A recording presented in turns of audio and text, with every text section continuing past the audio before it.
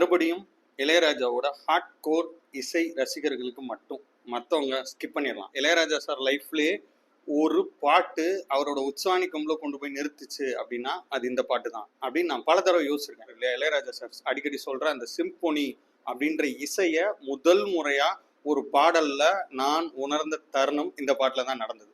இந்த பாட்டுக்கு பின்னாடி ஒரு சின்ன கதை இருக்கு. ஆக்சுவலி என்னோட இளம் வயதுல நான் ஒரு பெண்ணை காதலிச்சேன்.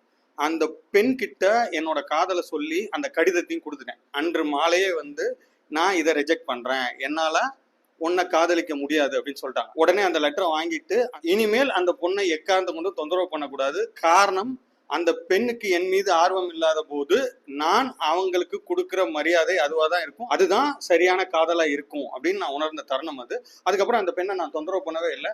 ஆனா தினமும் நான் வேலை பார்க்கும் இடத்தின் வழியா தான் அந்த பெண் கடந்து போவாங்க. இது தொடர்ந்து நடந்துகிட்டே இருக்கும்.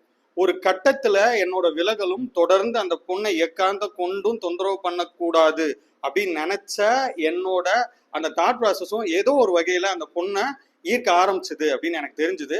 அந்த பெண் கொஞ்சம் கொஞ்சமா என்னை திரும்பி பார்க்க ஆரம்பிச்சாங்க. அப்படிப்பட்ட சூழ்நிலையில நான் ஒரு பாடலை தேடும் போது எனக்கு கிடைச்ச பாட்டு தான் இது. ஒரே பாட்டை திரும்ப திரும்ப லூப்ல கேட்டுக்கிட்டே இருப்போம்னு சொல்லுவோம் இல்லையா, ஒரே பாட்டை அப்படி சிடியில ரெக்கார்ட் பண்ணி கொடுக்கறதுக்கு முடியாதுன்னு சொல்லிட்டு இருந்த டைம், நான் ஒரு கேசட்டை எடுத்துட்டு போய் ரெக்கார்டிங் கடையில ஒரு பாட்டை சொல்லி இந்த பாட்டை முழுக்க முழுக்க ஏபி ரெண்டு பக்கமுமே ரெக்கார்ட் பண்ணி கொடுங்க. உடனே கேசட் கடைக்காரன் அப்படி என்ன ஒரு முறைச்சான். நான் அதை பத்தி கவலைப்படல, நீ பதிவு பண்ணி கொடு அப்படின்ட்டேன். பதிவு பண்ணி வாங்கிட்டு வந்த பிறகு நான் எந்த கடையில வேலை பார்த்தனோ அந்த கடை நைட்டு 10 மணிக்கு அடைப்பாங்க. சட்டரை மூடிட்டு அங்க ஒரு அட்டகாசமான ஆடியோ பிளேயர் இருக்கும்.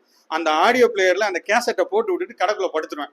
லூப்ல ஒரே சாங் 12 தடவை ஓடும். அந்த மனநிலையை இப்ப நினைச்சாலும் என்னால எக்ஸ்பிளைனே பண்ண முடியாது. இவ்வளவு நேரம் நான் சொன்னேன் இல்லையா, இந்த பாடலை பத்தி கமலே ராஜ்கமல் பிலிம்ஸ் இன்டர்நேஷனல் சார்பா யூடியூப்ல பதிவேற்றி இருக்க ஒரு வீடியோல ரொம்ப தெளிவா சொல்லியிருப்பாரு.